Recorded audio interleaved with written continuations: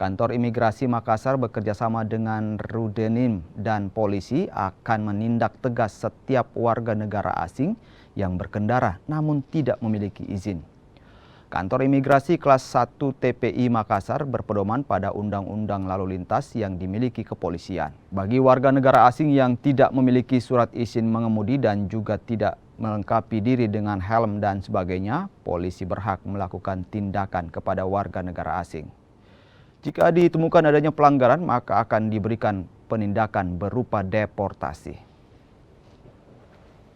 Sesuai dengan apa yang telah disampaikan oleh pimpinan Bapak Dirjen Imigrasi, beliau menyampaikan bahwa imigrasi akan menindak tegas kepada setiap warga negara asing yang melakukan pelanggaran di wilayah Indonesia, khususnya seperti yang ada di wilayah Sulawesi Selatan atau di Makassar.